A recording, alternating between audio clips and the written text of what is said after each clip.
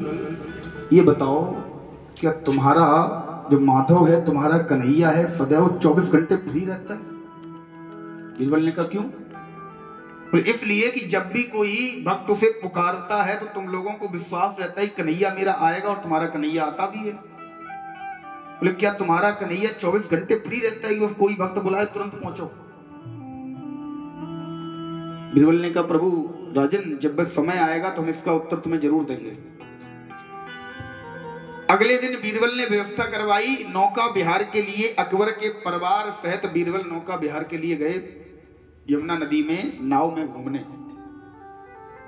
अकबर का पुत्र सलीम भी हाथ में है।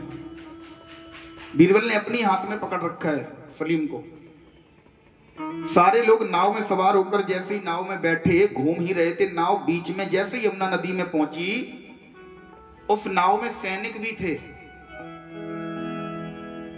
बीरबल ने क्या किया, सलीम को अपने हाथ से लेकर यमुना नदी में अंदर छोड़ दिया। और जैसे ही सलीम को छोड़ा, अकबर ने देखा, महाराज अकबर ने ना तो किसी मंत्री को आदेश दिया ना किसी सैनिक को आदेश दिया, अकबर स्वयं यमुना नदी में कूद गया।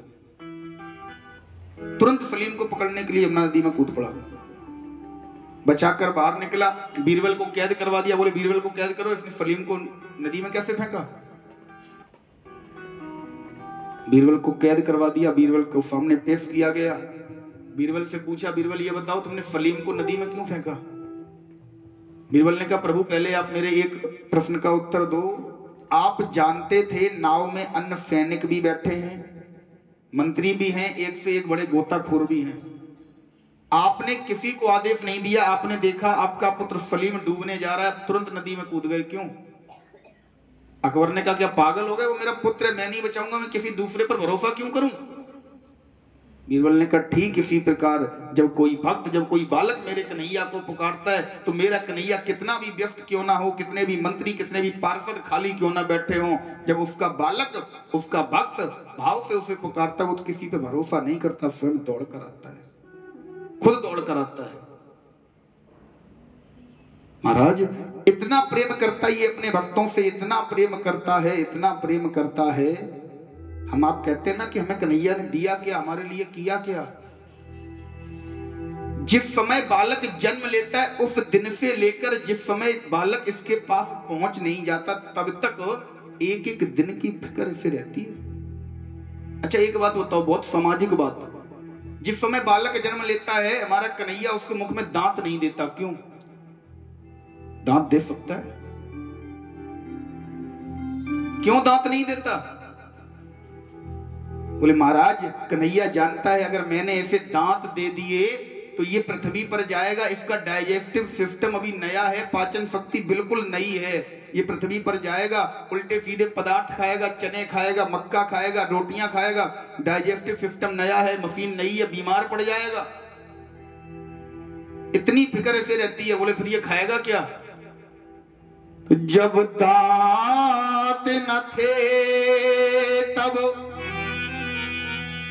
दूध दियो, जब दांत भये तो अन्न न दी है। बोले महाराज बालक के आने से पहले ही उसके खाने पीने के लिए सारी व्यवस्था हमारा माधव कर देता है। अन्न नहीं खा पाएगा, कहीं व्यवस्था हुई ना हुई, कोई समर्थ हुआ ना हुआ, बोले महाराज पहले ही माता के आंचल में उसने उस बालक के भोजन की व्यवस्था कर दी, पहले से पहले सारी व्यवस्थाएं करके रखता है। एक बात और, जिस समय बुढ़ापा आता है ना उस समय सबसे पहले अगर कन्हैया को छीनता है तो दांत ही छीनता है। क्यों? अब वो जानता है कि अब तुम्हारी पाचन शक्ति कमजोर हो गई, अब तुम्हारी मशीन पुरानी हो गई, अब उतना नहीं पचा पाएगी जितना पहले तुमने यौवनावस्था में, जवानी में, प्रौढ़ावस्था में जितना पचा लिया। तो सबसे पहले इनके दांत छीनो, क्योंकि दांत अगर रहेंगे तो ये उल्टा सीधा खाएंगे, गरिष्ठ भोजन करेंगे, फिर से बीमार पड़ेंगे, फिर से इन्हें कष्ट होगा, तो पहले दांत ही छीनो, खत्म मामला। इतनी फिक्र उससे तुम्हारी रहती है, तुम कहते हो हमारे लिए किया क्या है? जिस समय उसने तुम्हें जिस दिन से यहाँ भेजा उस दिन से एक मिनट भी, एक पल भी वो तुम्हारी याद के बिना नहीं रहता। जिस दिन तुम्हें पृथ्वी पर भेजा उसी दिन से एक डायरी बनाना प्रारंभ कर देता है। आज तुम्हें इतने दिन हो गए, आज तुम्हें इतने दिन हो गए। ब्रह्मा जी से पूछ के पहले ही समय लिख लेता है अपनी डायरी में कि मेरा ये बालक इतने दिन बाद मेरे पास आएगा। और जैसे ही समय नजदीक आता है ना महाराज, वो तुम्हें पत्र लिखना प्रारंभ करता है। पहला पत्र वो तुम्हें लिखता है, तुम्हारे बालों को सफेद करता है, लेकिन तुम उसके पत्र का जवाब नहीं देते। वो तुम्हें निरंतर याद कर रहा है, निरंतर तुम्हारी याद में वो बैठा है, लेकिन तुमने उसे आज तक याद नहीं किया। उसने पहली कॉल तुम्हारे पास की, तुमने महाराज रिजेक्ट कर दी। उसने पहली कॉल की, तुम्हारे बालों को सफेद किया, तुमने कोई आंसर नहीं दिया, तुमने कॉल रिसीव ही नहीं करी उसकी। तुरंत गए दुकान पर, एक सुंदर हेयर कलर लेकर आए, बालों पर किया, खत्म काम।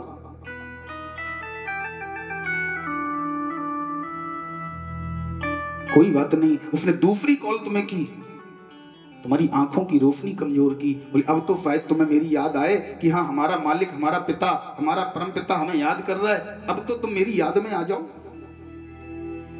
लेकिन तुम फिर भी नहीं माने। तुम गए महाराज, तुरंत तुमने चश्मा बनवा लिया, आंखों की रोशनी बढ़ा ली, लेंस लगवा लिए। तुमने दूसरी कॉल पर भी जवाब नहीं दिया उसे। अंत में तीसरी कॉल की, उसने तुम्हारे दांतों को कमजोर किया, तुमने उसे भी रिसीव नहीं किया। फिर जब उसे याद ज्यादा हो गई, उसे लिमिट से बाहर चली गई याद, तो उसने सीधा डायरेक्ट तुम्हें अपने पास ही बुला लिया। अब इन्हें ले ही आओ, ये मेरी कॉल का जवाब नहीं दे रहे, अब मुझे इनकी ज्यादा जरूरत है। तुरंत उसने तुम्हें उठा लिया। फिर क्या, तो हे भगवान बहुत बुरा किया, हंसते खेलते उठा लिया। वो तो तुम्हें कम से कम 20 साल पहले से याद कर रहा था, वो तुम्हें चेतावनी दे रहा था कि मुझे तुम्हारी याद आ रही है, अब मेरे और तेरे मिलन का समय नजदीक है, लेकिन तुम मानते ही नहीं हो। तुमने उसकी बात पर ध्यान ही नहीं दिया। तुम उसके प्रेम को छोड़कर दुनिया वालों के प्रेम में पड़ गए। फिर कहते हो बहुत जल्दी उठा लिया, बहुत बुरा किया, बहुत निर्दयी है। ये एक एक पल की तुम्हारी खबर रखता है। एक एक पल के लिए, एक पल भी, सीधी बात है, अगर इसने एक पल भी तुमसे ध्यान हटा लिया तो महाराज तुम रहोगे ही नहीं। लोग कहते हैं ना भगवान परमात्मा हम पर ध्यान नहीं दे रहा। मैं कह रहा हूं वो ध्यान तुम पर 24 घंटे रखे, अगर 1 मिनट के लिए भी उसने अपना ध्यान हटा लिया तो तुम्हारा क्या हाल होगा वो तुम खुद सोचते हो। इसका नाम है ईश्वर। ईश्वर और हमारा पूर्ण ब्रह्म शिव स्वरूप है। शिव, शिव में आगे छोटी ई की मात्रा लगी है महाराज, ये ईश्वर है। ईश्वर की मात्रा जो छोटी ई की लगी है ना, उसे हटा दो, उसके बाद क्या बचता है? सब। इसकी कृपा, ईश्वर की कृपा है तो शिव है, ईश्वर की कृपा हटा दी तो सब है, कुछ नहीं बचेगा। तुम कहते हो हमें दिया क्या है हमारे माधव ने? अरे महाराज क्या नहीं दिया, इतना सुंदर शरीर दे रखा है। लोग कहते हैं हमें तो कुछ नहीं दिया महाराज, दिन रात ऐसे ही पड़े रहते हैं, हमारे पास ना कोई काम है, ना धंधा है, ना पैसा है, ना रुपया है, कुछ नहीं है। अरे कितनी उम्मीद कर रहे हो उस माधव से, क्या देगा वो तुम्हें? इतना सुंदर देह दे रखी है, इतना कीमती महाराज अमूल्य तन दे रखा है, और क्या चाहिए? जो हमें समर्थता मिली है ये केवल हमारे प्रारब्ध स्वरूप है, हमें उसका धन्यवाद करना चाहिए। प्रभु सदैव उसका धन्यवाद करते रहना चाहिए। तूने मेरे मालिक बहुत कुछ दिया है, तेरा शुक्रिया है, तेरा शुक्रिया।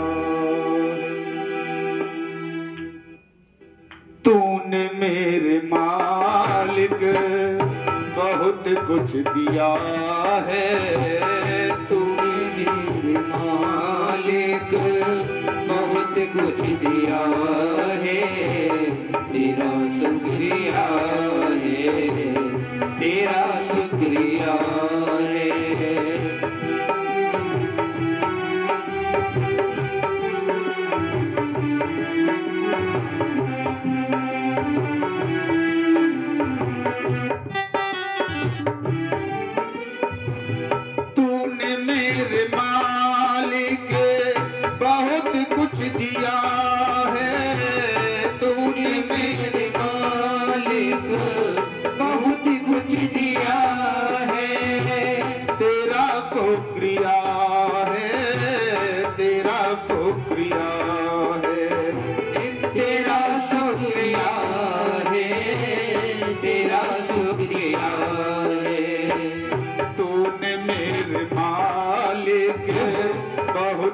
कुछ दिया है तूने मेरे मालिक, बहुत कुछ दिया है, तेरा शुक्रिया है, तेरा शुक्रिया है, तेरा शुक्रिया है, तेरा शुक्रिया। महाराज सदैव उस परमात्मा का धन्यवाद करते रहना चाहिए, लेकिन हम लोग ठीक विपरीत करते हैं। कोई अच्छा काम हो गया तो हमने किया, और कोई काम बिगड़ गया, अरे मेरे कान्हा, हे माधव, ये तुमने क्या कर दिया। अच्छा किया तो हमने किया, बुरा हो गया, हे कन्हैया। इसमें भी गलती हमारी है। जब भी कोई कार्य बिगड़ता है ना, सबसे पहले हम अपने हाथ पैर जितने हो सकते हैं उतने चलाते हैं। कोई भी कार्य बिगड़ा, सबसे पहले अपना साहस दिखाया, अभी सही कर लेंगे। जब नहीं हुआ फिर इधर उधर फोन लगाया, भैया, पापा, चाचा, सबको याद किया, अब तुम आओ, तुमसे शायद समझ जाए। जब देखा सब और अंधेरा है, आशा टूटी उजियारे की। जब कहीं से कोई रास्ता नहीं दिखाई दिया, विपदा की उस मंझधारा में, तब जाकर सुध आई मुरलिया बालेगी। जब देख लिया अब किसी भी प्रकार से कहीं काम बनने वाला ही नहीं है, पहले तो अपने हाथ पैर जमाते रहे, अपने हाथ पैर पटकते रहे, नहीं हम बना लेंगे, हम कर लेंगे। जब बिल्कुल सारे रास्ते बंद हो गए, कहीं से बनने लायक वो कार्य नहीं बचा, तब तुम गए परमात्मा के पास, बोले कन्हैया अब तुम बनाओ। जब वो कहीं से बनने लायक नहीं बचा, पर अब उसके ऊपर डाल दिया, तब अगर बिगड़ गया फिर क्या, तो हे कन्हैया तुमने बिगाड़ दिया। क्यों उसे दोष देते हो? वो कभी बुरा नहीं करता, सदैव अच्छा करता है। महाराज बड़ी ही सुंदर पावन कथा आती है। एक बार ब्रह्मा जी को प्रभु जिस समय ग्वालों के साथ खेलने जाते हैं ना, तो ग्वालों के साथ गौएं चराने जाते हैं, तो ऐसे खेलते हैं जैसे कोई बहुत साधारण बालक हो। ग्वाल वालों के मुख से निकाल कर प्रभु खा जाते हैं। ग्वाल वाले साथ में भोजन लेकर आते हैं, साथ में बैठकर भोजन करते हैं। प्रभु ग्वालों के मुख में अंगुली डालकर भोजन बाहर निकाल लेते हैं, और हमारा कन्हैया उस भोजन को बड़े चाव से खाता है। ब्रह्मा जी को एक बार भ्रम हो गया, बोले ये कैसा ब्रह्म है, हमने तो सुना था वृंदावन में गोकुल में ब्रह्म ने अवतार लिया, ये कैसा ब्रह्म है। आज इस ब्रह्म की परीक्षा लेंगे। ये भी कोई ब्रह्म है जो महाराज। अच्छा एक बात और बताएं आपको, आज तक 4 लोगों को भ्रम हुआ है ब्रह्म के ऊपर। सबसे पहले भ्रम हुआ था सती मैया को। सती मैया ने जिस समय राम जी को देखा, बोले अरे ये राम जी ब्रह्म है, ये ब्रह्म नहीं है। दूसरी बार भ्रम हुआ सुग्रीव को। सुग्रीव ने जिस समय ऋषिमुख पर्वत से ऊपर से बैठकर देखा, बोले देखो कौन आ रहा है। तीसरा भ्रम हुआ ब्रह्मा जी को, और चौथा भ्रम हुआ इंद्र को। ब्रह्म को पहचान नहीं पाए। क्यों? बोले जिस समय सती मैया ने राम जी को देखा, उस समय राम जी अकेले हैं, जानकी मैया साथ में नहीं है। जिस समय सीता जानकी मैया साथ में नहीं है, उसी समय बाली ने राम जी को देखा, उस समय भी जानकी मैया साथ में नहीं है। उसी समय जब ब्रह्मा जी को भ्रम हुआ, तो उस समय प्रभु की अर्धांगिनी अर्थात राधा, रुक्मणी या जानकी कोई भी साथ में नहीं है, प्रभु को अकेले देखा। और जिस समय इंद्र ने देखा, उस समय भी प्रभु बाल लीला में अकेले हैं। अच्छा ये अर्धांगिनी जो है, जानकी मैया जो साथ में है, या राधा है, रुक्मणी है, ये कौन है? बोले उद्भव स्थिति संहार कारिणी, ये भक्ति स्वरूपा है, ये भक्ति है। जब भी ब्रह्म को भक्ति के बिना देखोगे भ्रम होगा। सुग्रीव ने देखा जानकी मैया भक्ति स्वरूपा है, भक्ति के बिना देखा। सती ने देखा जानकी मैया के बिना, भक्ति के बिना देखा, भ्रम हुआ। ब्रह्मा जी ने देखा ब्रह्म को, भक्ति के बिना देखा, राधा के बिना देखा, भ्रम हुआ। इंद्र ने देखा राधा के बिना देखा, राधा जी साथ में नहीं, अकेले देखा, भ्रम हुआ।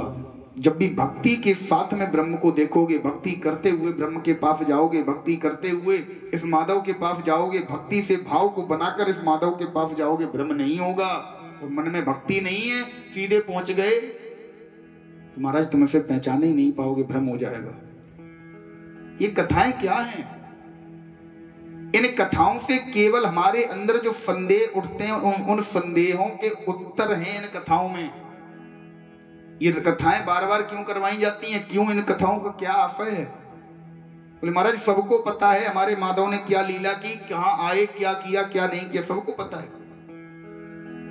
वही लीलाएं हैं, वही लीलाएं बार बार आपको सुनाई जाती हैं। क्यों?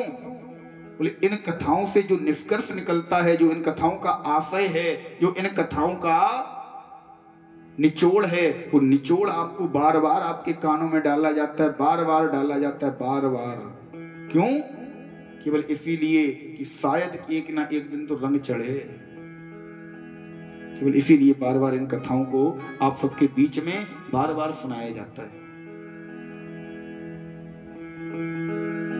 ब्रह्मा जी को भ्रम हो गया। ब्रह्मा जी को जिस समय भ्रम हुआ, ब्रह्मा जी ने क्या किया? परीक्षा लेने के लिए ब्रह्मा जी आज गोकुल में आए। कन्हैया अपने ग्वाल वालों के साथ क्रीड़ा कर रहे थे, खेल रहे थे। ब्रह्मा जी ने सारी गौओं का हरण कर लिया और जाकर एक गुफा में बंद कर दिया।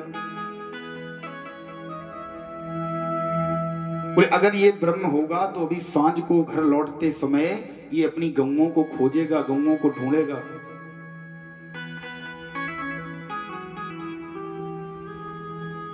लेकिन महाराज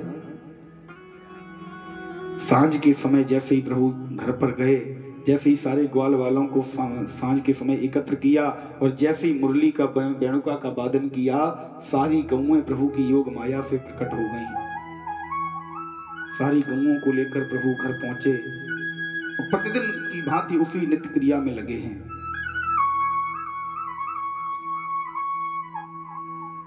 ब्रह्मा जी ने देखा, महाराज एक सप्ताह हो गया,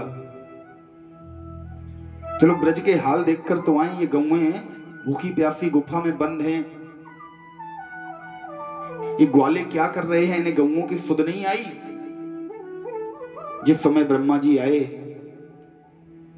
देखा जितनी गौएं गुफा में, जितनी गौओं को बंद किया था, जितने बत्सक को, जितने बछड़ों को बंद किया था, सारे बछड़े गुफा में तो बंद हैं ही। सारी गौएं गुफा में जो बंद की थी वो तो वहां हैं ही।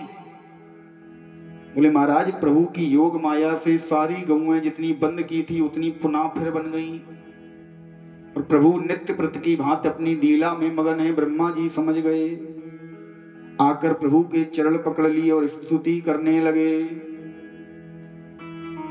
बड़ा ही सुंदर वर्णन श्रीमद् भागवत महापुराण में ब्रह्मा स्तुति का आता है। नौमी द्यते वपुफे तड़िदम बराय गुंजावतन परिपेक्षल सन्मुखाय मन्य सजे कवल वेत्र विशाल वेणु लक्ष्मण श्रिये मृदुपदे पशुपांग जाय। नौमीट ते बप्पे तडिदंबराय। बोले प्रभु, हम आपकी आभा को, आपकी शोभा को, आपकी महिमा को समझ नहीं पाए। प्रभु, हमसे बहुत बड़ी भूल हो गई, हमें किसी भी प्रकार अपनी क्षमा का पात्र बनाइए, किसी भी प्रकार मुझे क्षमा कीजिए प्रभु, मैं आपका दास हूं, आपका सेवक हूं। प्रभु स्तुति करने लगे ब्रह्मा जी, चरणों में लेट गए, प्रभु से एक ही बात कहते हैं, प्रभु आज तक जो हमारा आपका प्यार था, आज तक जो हमारा आपका प्रेम था, वो प्रेम प्रभु हम केवल इतना चाहते हैं, बदले नहीं। बड़ा सुंदर भाव एक कवि ने लिखा है, आइए गुनगुनाते हैं। दाता तेरा मेरा प्यार, बड़ा ही सुंदर भाव है, सभी लोग एक साथ बोलते हुए चलेंगे।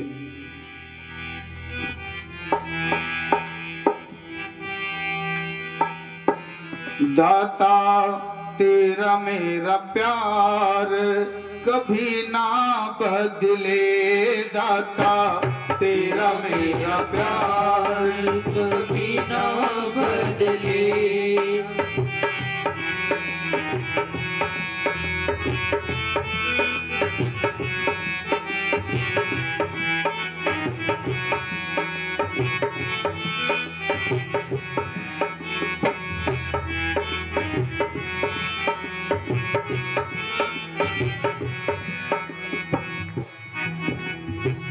मेरा ये विचार कभी ना बदले, दाता मेरा ये विचार कभी ना बदले, दाता तेरा मेरा प्यार कभी ना बदले, दाता तेरा मेरा प्यार कभी ना बदले।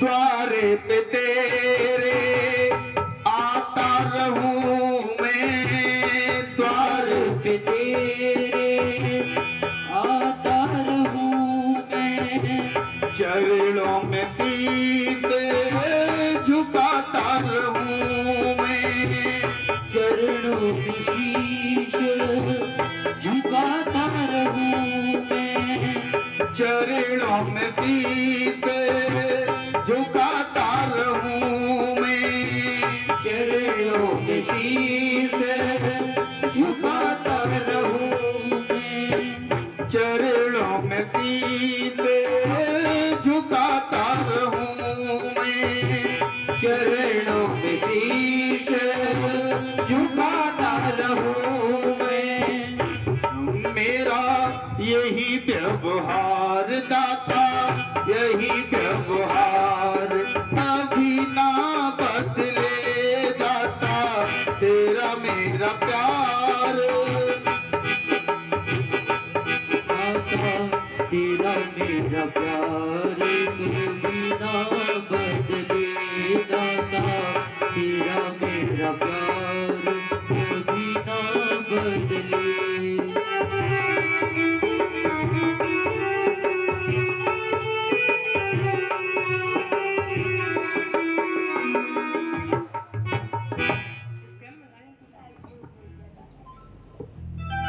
महाराज